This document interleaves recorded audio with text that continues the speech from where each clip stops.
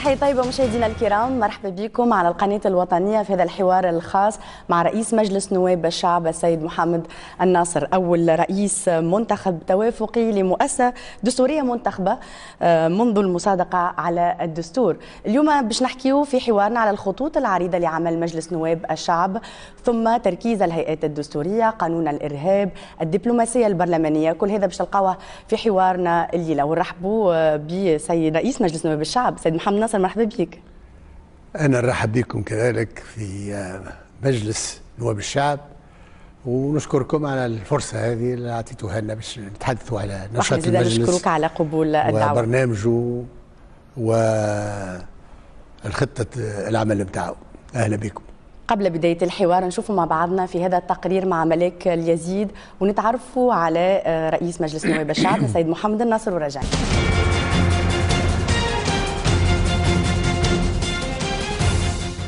تصويت 176 نايب من بين 214 يتم انتخاب القيادي بحزب نداء تونس محمد الناصر رئيس المجلس نواب الشعب نهار 4 ديسمبر 2014 بعد ثاني انتخابات ما بعد الثورة.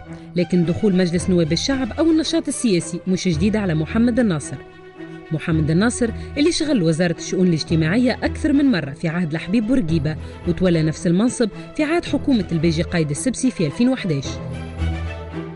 محمد الناصر أصيل مدينة الجم من مواليد 1934 وخريج معهد الدراسات العليا في القانون، ومتحصل على الدكتوراه في القانون الاجتماعي من جامعة باريس، كما شغل عدد من المناصب الأخرى على غرار منصب مندوب عام لديوان العمال التونسيين بالخارج ورئيس البعثة الدائمة لتونس لدى الأمم المتحدة.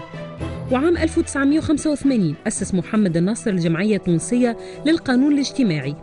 رئيس مجلس النواب الجديد عنده تاريخ مع مجلس النواب أو ما سمي بمجلس الأمة، ومن سنة 1974 ل 1979 شغل منصب نائب عن ولاية المهدية في البرلمان التونسي في عهد الحبيب بورقيبة، وكان زاد من ضمن الوزراء القلائل اللي اعترضوا على الأوضاع السياسية في عهد بورقيبة قبل تفجر أزمة 1978، وقدم بعدها استقالته من حكومة بورقيبة ورفض التصعيد الأمني مع الاتحاد العام التونسي للشغل.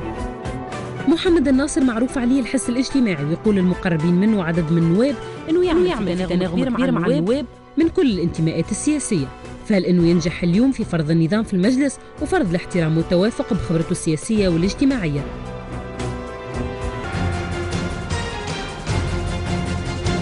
هل لكم تعليق على هذا التقرير؟ والله تعليق كامل على كل حال. بارك الله في المحرر نتاع التقرير هذايا.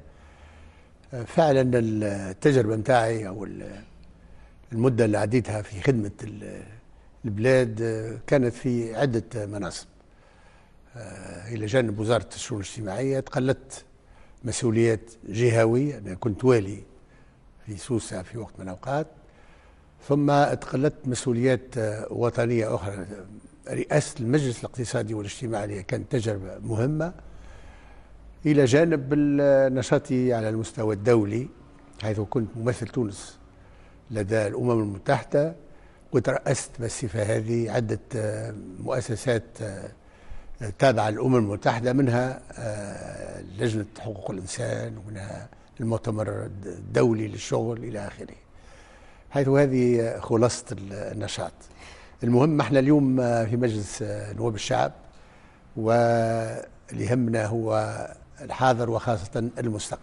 هذا هو الحاضر، وخاصة الكل ينتظر في أعمال مجلس نواب الشعب. هل لكم تصور خاص لبداية عمل مجلس نواب الشعب؟ العديد من المسائل العالقة الآن وتنتظر انطلاقة من مجلس النواب. مجلس نواب الشعب هو أول مؤسسة دستورية في الجمهورية الثانية، والمجلس هذا ويجسم ما جاء في الدستور البلاد، الدستور الجديد اللي وقع يعني المصادقة عليه، ولا نحن في نطاق يعني تجسيمه. دور المجلس هو في تجسيم ما جاء في الدستور، خاصة فيما يتعلق بنظام الحكم. أولا نظام الحكم حسب الدستور الجديد هو نظام فيه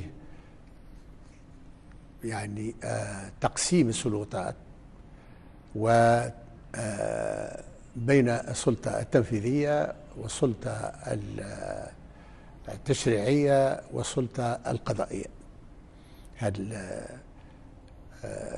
التقسيم هذايا بالنسبة لنا يلزموا باش يتجسم في مؤسسات جاء بها الدستور، وهي من أولويات المجلس.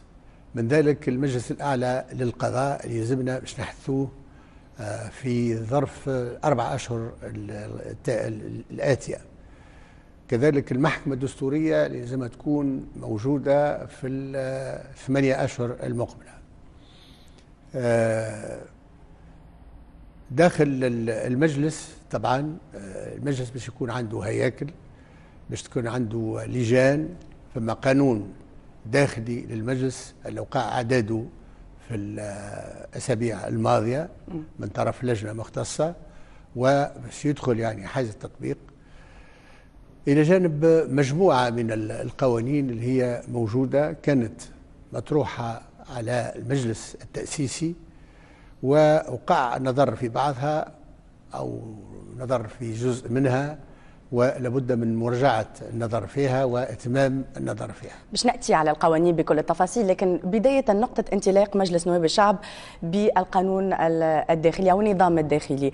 غيرتم كثيرا في النظام الداخلي، وشنو اللي تم التخلي عليه معناتها في النظام الداخلي؟ أهم النقاط فيما يتعلق بغيابات نواب المجلس، هل هناك عقوبات لمن يغيب؟ هل هناك معناتها في جزء منه انه باش يتم ضبط الحد من هذه الغيابات؟ اللي غيرنا في النظام الداخلي مش فقط موضوع الغيابات، موضوع الغيابات هو موضوع جزئي ومش أساسي بالنسبة للنظام الداخلي، لأن النظام الداخلي أحدث هياكل جديدة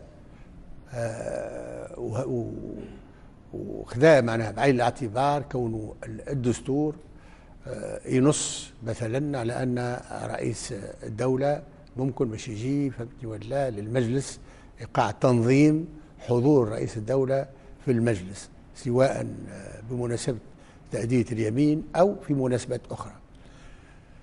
كذلك موضوع الاتصال مع رئيس الحكومة، كذلك فما مؤسسات وقع التنصيص عليها في الدستور اللي هي باش تقدم تقارير عندها صلة بمجلس نواب الشعب، وباش تقدم تقارير سنوية، تقارير في نشاطها، مثلا المجلس الأعلى للقضاء، مثلا المؤسسات المستقلة اللي نص عليها الدستور. الهيئات المستقلة أيضا اللي باش تقدم تقارير لمجلس النواب، كما شنو سي محمد؟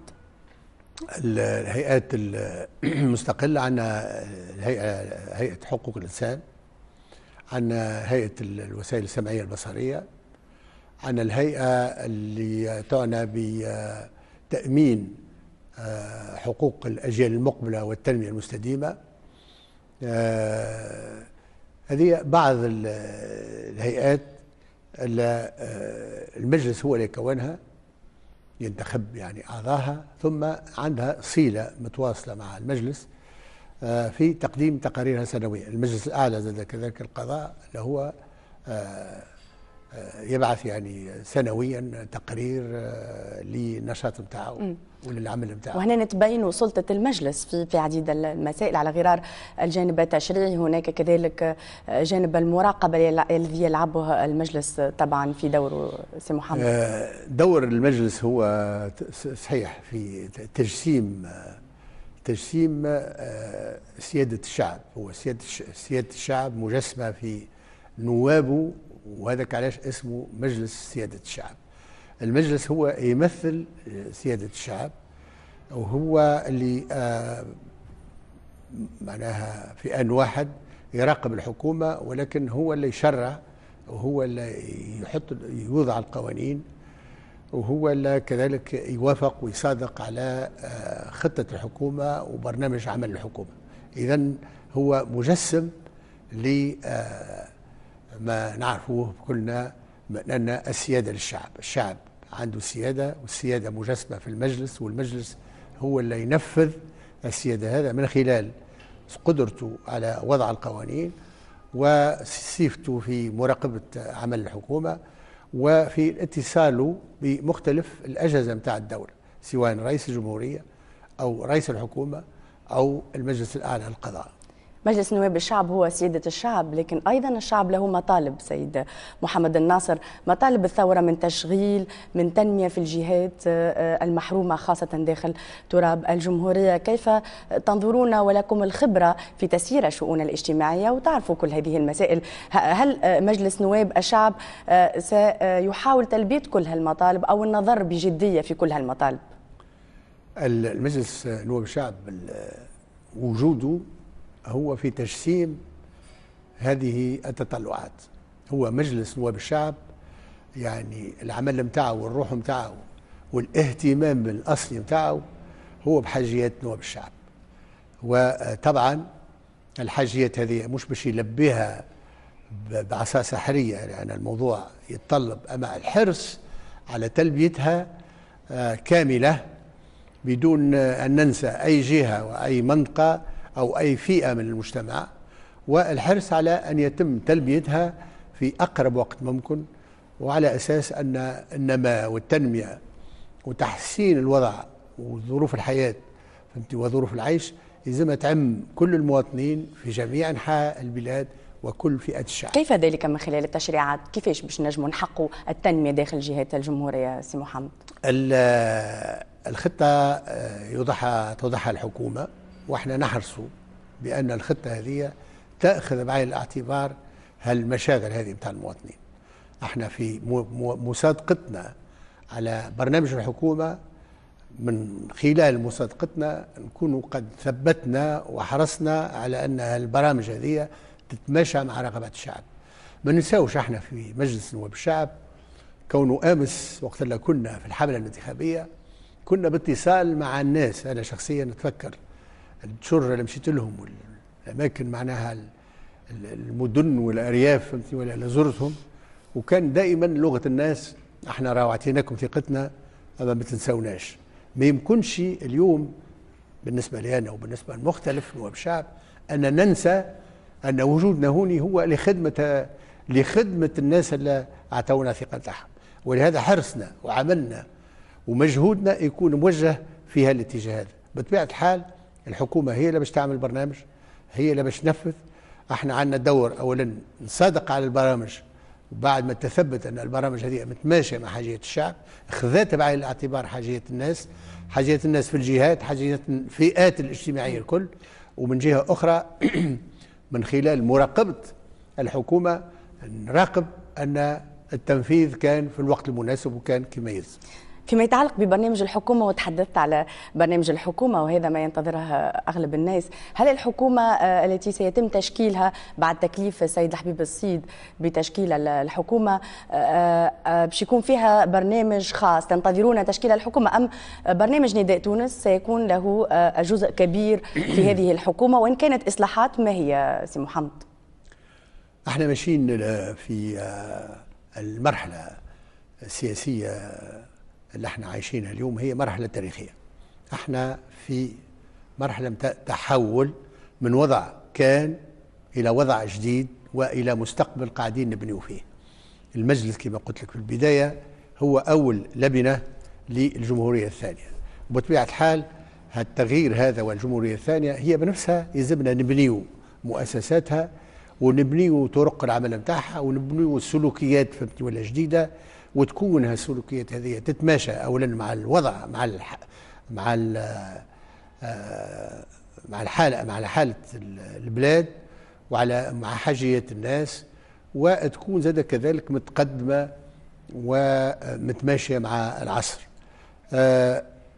من الناحية العملية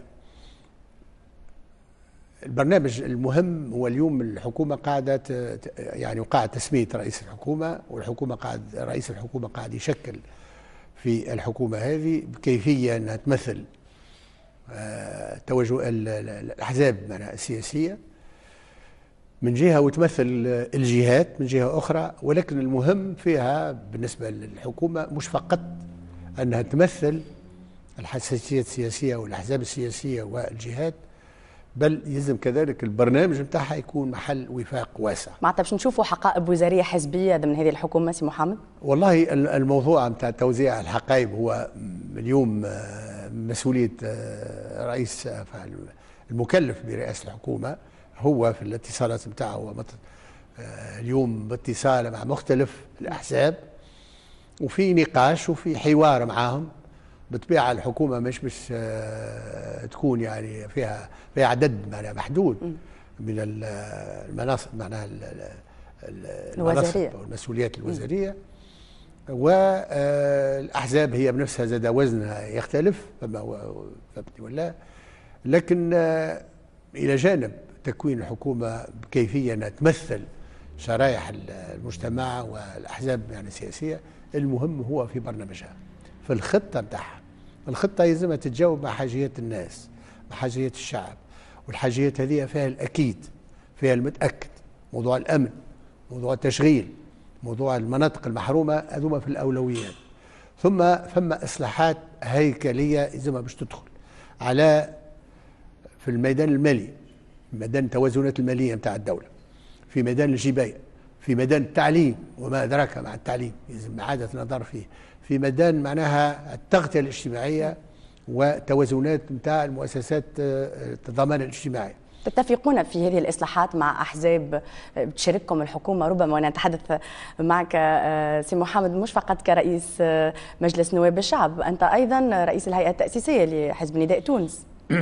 أنا رئيس الهيئة التأسيسية، لكن البرنامج هذا والخطة هذه هي متروكة اليوم فما في داخل الحزب يعني شكون لاهي بالموضوع هذا، وفما اتصالات جارية. فما الأخ الأمين العام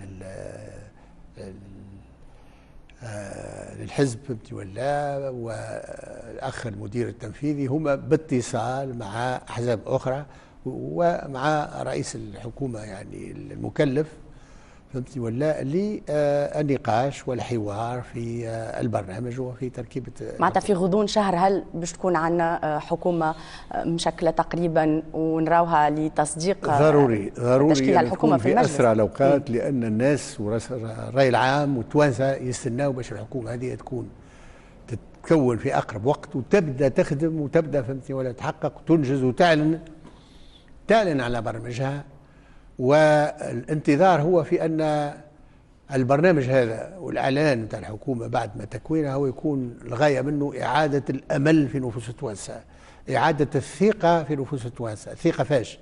الثقة في مؤسسة الدولة، الثقة في تونس، الثقة في مستقبل تونس.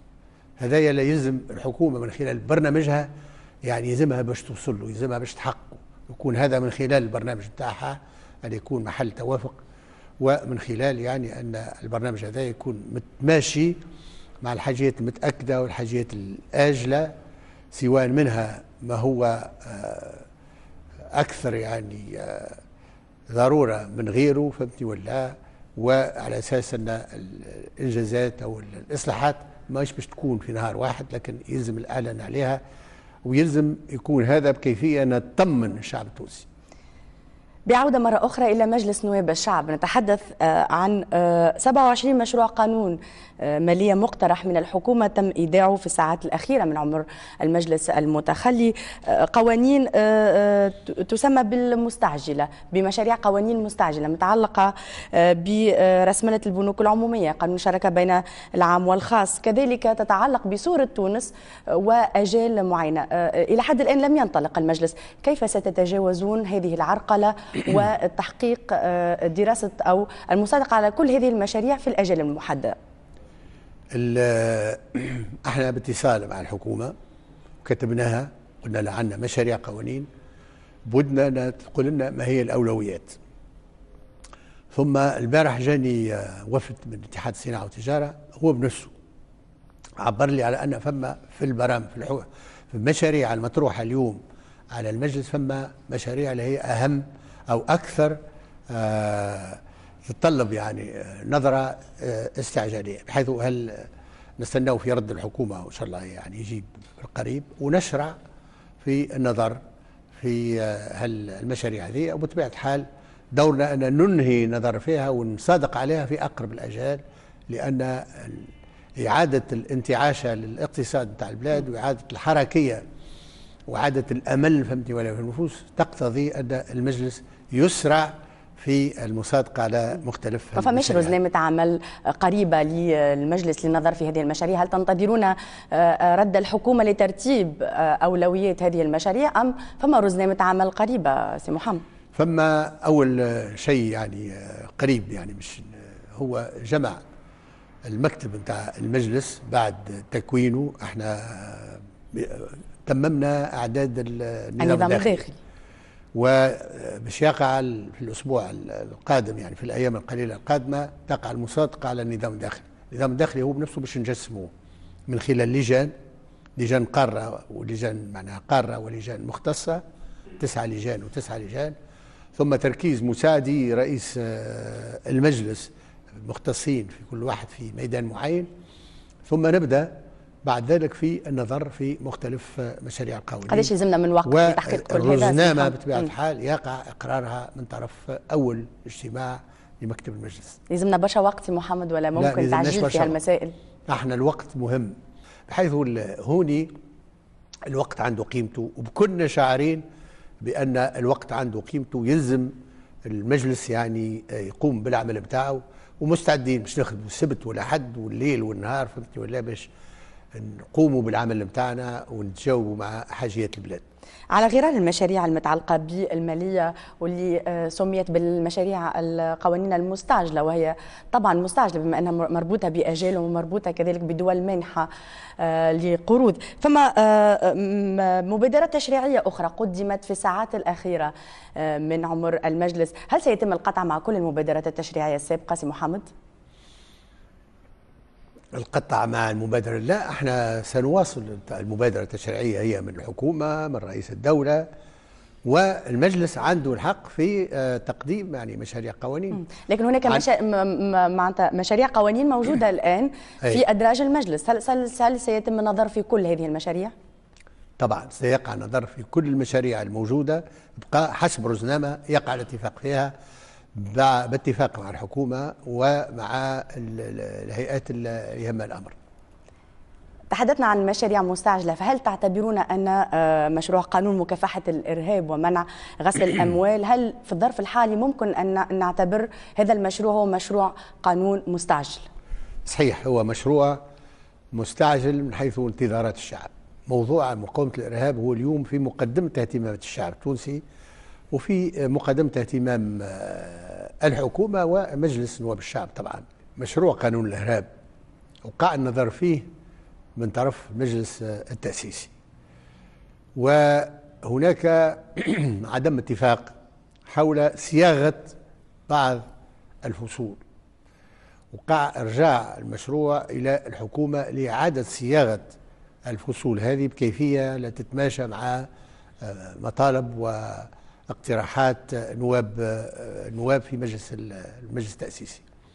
احنا في انتظار الرد بتاع الحكومة، وسننظر في هالمشروع هذايا في أقرب وقت ممكن، مع العلم أن في الوقت الحاضر هناك قانون منذ 2003 صالح للتطبيق، وهو محل اليوم هو مطبق ومعناها من طرف المحاكم، وفي الوقت الحاضر قائم يعني بالدور نتاعو، بحيث ما فماش فراغ قانوني اليوم. ما فماش فراغ قانوني، لكن قانون 2003 سي محمد الان الامنيين ودعوات الامنيين انه اليوم يتم النظر في هذا مشروع القانون حتى صحيح. تمكين اليات اكثر للعمل لمجابهه الارهاب. الامنيين اليوم هم جدار الصد بيننا وبين الارهابيين، وانت قمت بزياره ميدانيه وشفت العمل نتاعهم في نقاط متقدمه من الحدود التونسيه.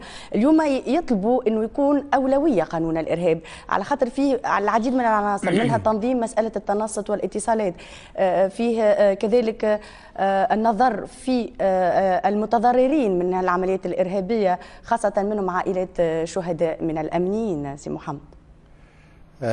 صحيح، أنا كنت توجهت راس جدير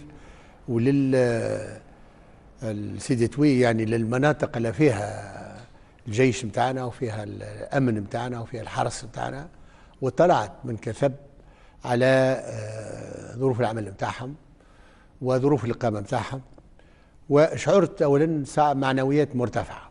أنا شخصيا بالمناسبة هذه نحب نحيي الجيش ونحيي يعني قوات الأمن بمختلف أصنافها نحييهم ونعبر على تقديري لما قائمين به من مجهود في ظروف صعبة، في ظروف معناها صعبة، وفي ظروف ساعات اللي هم الحماية متاعهم ما هيش كافية ووسائل العمل متاعهم غير كافية، حيث احنا اليوم في قانون معناها إعادة النظر في قانون الإرهاب لابد باش نعطي أهمية لحماية رجال الأمن ورجال الجيش، تمكينهم من العتاد وتمكينهم من وسائل الوقاية، تأمينهم وتأمين حياتهم وحياة أبنائهم وعائلاتهم، وتمكينهم زاد من ظروف عيش معناها محترمة.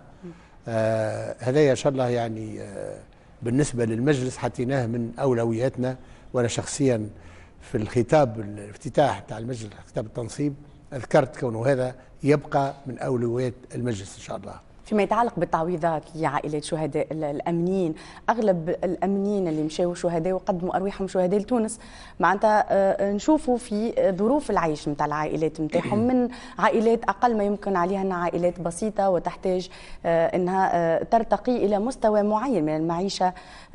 هل هناك اعاده نظر فيما يتعلق بالتعويضات بقانون حوادث الشغل للامنيين؟ هل المنح كل هذا مطلوبه الان من مجلس نواب الشعب؟ صحيح. أنا أولا ساعة نحب بالمناسبة نترحم على أرواح شهداء يعني الثورة وشهداء يعني الوطن من الجيش ومن قوات الأمن. وآخر ضحية وآخر شهيد هو الشهيد اللي توفى يعني أخيرا في الفحص فهمتني. وأنا بعد المقابلة معك سألتقي عائلة الشهيد فهمتني ولا لتقديم يعني تعازي باسم المجلس ولتطمينهم على ما ذكرت، كونه بالنسبة للمجلس الشهداء هذوما هما يذكرونا كونه من أوكد الواجبات أن نأمنوا وضع عائلاتهم ونأمنوا أولادهم ونأمنوا يعني حياتهم بما يلزم من القوانين، وهذا يكون إن شاء الله في مقدمة الأعمال متاعنا في الأيام القريبة القادمة. أكيد. الشهيد محمد علي شرعبي اللي أخيرا كانت هذه عملية غادرة والطريقة كانت بشعة جدا في هذه العملية الإرهابية، وإن شاء الله معناتها نحاولوا نصدوا أكثر ما يمكن لمثل هالعمليات الإرهابية. اليوم وإحنا نتبعوا في الأحداث الآنية حتى بما يدور حولنا، وإحنا ماناش منعزلين على ما يحدث حولنا. سي محمد الناصر، شارلي إبدو تبعت اللي صار في فرنسا وهذه العملية الإرهابية، تعليقك ساعة على هذه العملية؟ هو استياء كبير وحسرة كبيرة عندما شفنا يعني فظاعة العمل هذايا. وأنا شخصيا بصفتي رئيس المجلس اتصلت مباشرة بالسيد سفير فرنسا في تونس، عبرت له عن مواساتي وعن معناها تقديم تعازي للشعب الفرنسي ولعائلة الضحايا. وكذلك أبرقت إلى زميلي رئيس مجلس النواب في فرنسا ورئيس مجلس الشيوخ في فرنسا كذلك بنفس التعازي. وهل الوضع هذا المؤلم يزيد يأكد لنا أن الوقاية ومقاومة الإرهاب هو موضوع مش خاص ببلد معين، هو موضوع يتعلق بالأمن في العالم ويتطلب تعاون دولي، تعاون جهوي وتعاون دولي، لأن أصبح الوضع هذا أصبح يعني رهيب وأصبح يعني محل انشغال في جميع أنحاء العالم. مثل العمليات الإرهابية في دول متقدمة ونعتبروها متقدمة فيما يتعلق بالجانب الاستخباراتي والأمني، ألا يقلق تونس ونحن نتحدث وزيد على حدودنا مع ليبيا الوضع المتوتر في ليبيا؟ هل نطمئن كما يجب على الحدود التونسية؟ وهل لكم تصور فيما يتعلق بزيادة تأمين هذه الحدود وتقوية كل أمني وعسكري وكل عناصر الأمنيين الموجودين غاديك؟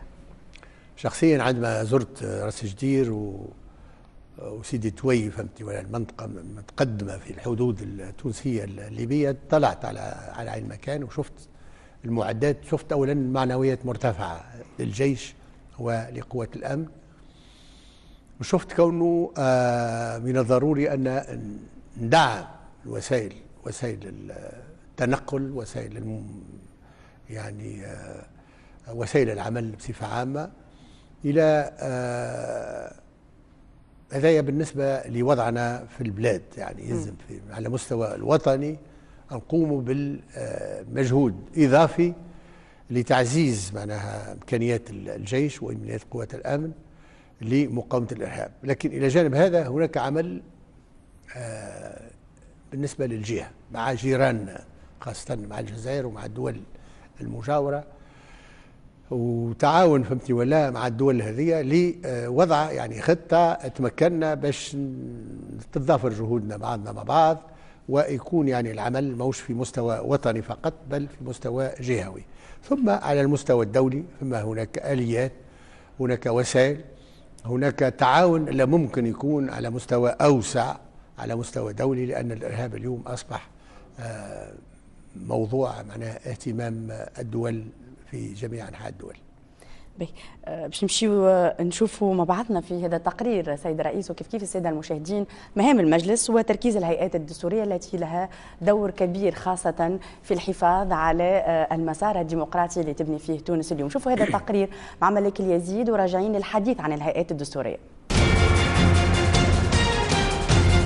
رغم المصادقة على الدستور وعلى عدد من القوانين مع المجلس الوطني التأسيسي السابق، فإنه عدد كبير من الملفات الحارقة ما زال ينتظر النواب جدد، أهمها الميزانية، قانون الإرهاب وتركيز الهيئات الدستورية وغيرها من الملفات.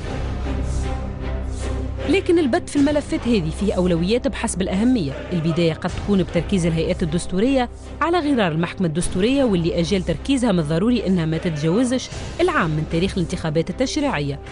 المحكمة هذه من بين مهامها احترام فصول دستور الجمهورية الثانية. كما مطالب المجلس بالعمل على تركيز المجلس الأعلى للقضاء ومجموعة أخرى من الهيئات الدستورية، والكل عملية تاريخ ومواعيد يحددها القانون. مجلس النواب زاد اليوم مطالب بإدخال تنقيحات على القانون الانتخابي وإحداث قانون الانتخابات البلدية والجهوية، بالإضافة للبت في مجموعة من القوانين والجوانب التشريعية. بعض الهيئات بقت عالقة وباش يتم إعادة النظر فيها، وصلت عملت بوليميك في فترة من الفترات على غرار هيئة الحقيقة والكرامة، إلى جانب موضوع الهيئة الوطنية لمقاومة التعذيب. الأهم في أجندة مجلس النواب اليوم هو المصادقة على النظام الداخلي للمجلس اللي باش ينظم العملية النيابية، إلى جانب أنه باش يحدد مهام اللجان وأعمالها. لكن تبقى اليوم أولوية الأولويات هي مسألة منح الثقة للحكومة القادمة، واللي تم تعيين رئيسها منذ أيام باش ينطلق العمل الفعلي لهياكل ومؤسسات الدولة. ثم زاد مواضيع حساسة أو بالأحرى قوانين بقت عالقة، كما قانون المالية تكميلي لسنة 2015 واللي يبقى عامل الوقت من أكبر العراقيل، وممكن نشوفوا سيناريوهات مشابهة لسيناريو 2011 إذا ما لقيناش الوقت الكافي لمناقشة فصول هالقانون. من المواضيع العالقة الأخرى واللي تم ترحيلها من المجلس التأسيسي مشروع قانون مكافحة الإرهاب وغسل الأموال اللي تم مناقشة جزء منه فقط، فهل إنه باش يتم مواصلة العمل عليه أو تفعيل قانون 10 ديسمبر 2003 مع بعض التعديلات. برنامج مجلس النواب حافل، والنواب بحاجة اليوم لاستغلال كل الوقت لإتمام مهامهم خلال السنة الحالية، كما نجموا نشوفوا بعض السيناريوهات اللي شفناها مع المجلس السابق أمام تنوع التركيبة السياسية.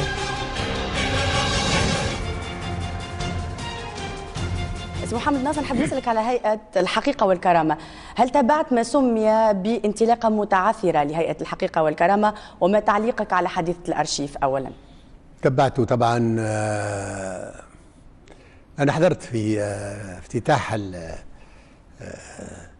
في تدشين مقر الهيئة، وحضرت يعني في بداية العمل متاعها. لكن فعلا شفت أن الموضوع متاع الاتصال اللي تم بقصر الجمهورية ومحاولة نقل الملفات الموجودة كان يعني محل ربما كيفية التعامل مع الموضوع هذا ما كانتش ربما بالتريث اللازم، كان ربما هم شوية تسرع في العمل هذا، ما كانش فما تشاور بين الهيئة تسارع من جانب الهيئة. كيف ترى؟ كان ممكن تحضير هذا يكون أحسن من هكا، وتكون المهم هو موش في أن النقل وما هو موجود، المهم أن حرية الاطلاع على كل الوثائق هي مفتوحة وحق من حقوق الهيئة العليا. مسألة نقل الوثائق هذه من مكان إلى مكان ممكن يتم، لكن مع اعتبار أن الوثائق هذه هي ملك عمومي وفيها يعني الذاكرة الوطنية، وفما شروط وفما ظروف يلزمنا نحافظوا على هالملفات هذه بكيفية فهمتني ولا لا تحميها وتخليها دائما في مستوى لايق، بحيث مسألة نقلها من بقعة إلى بقعة موش معناها ما تكونش بالسرعة فهمتني ولا كانت مشتاقة فهمتني ولا. وانا مهما كان الصفة المهم ان الهيئة تكون قادرة باش تطلع على مختلف الوثائق هذه، وواجب الكل واجبها هي وواجب المؤسسات اللي فيها الوثائق هذه هي الحفاظ على الوثائق هذه واعتبارها يعني من تراث البلاد ومن الذكرى الوطنية. صحيح. فيما يتعلق بقانون قانون العدالة الانتقالية، هل هناك توجه في تعديل قانون العدالة الانتقالية سي محمد ناصر؟ ما جاناش الموضوع هذايا، ما فيش تفكير في الوقت الحاضر. عندنا مواضيع يمكن التفكير فيه، يمكن التفكير فيه. على كل حال معناها النواب ينجموا ربما يقترحوا او الحكومه. هل يتوجه الحزب الاغلبي معناتها بنوابه في المجلس في الوقت الحاضر تعديل القانون؟ الموضوع هذا موش مطروح في الوقت الحاضر، موش مطروح في الوقت الحاضر. من المؤسسات الدستورية المهمة زيد المحكمة الدستورية. المحكمة الدستورية في مسألة التركيبة في حد ذاتها، الحديث أنه التركيبة إذا كان ثلث من رئيس الجمهورية وكذلك رئيس المجلس رئيس الحكومة، يعني التركيبة ممكن أن تكون فيها منطق الحزب الواحد أو منطق التغاول. أي ضمانات ممكن أن تقدم للناس حتى تأكدوا على استقلالية المحكمة الدستورية؟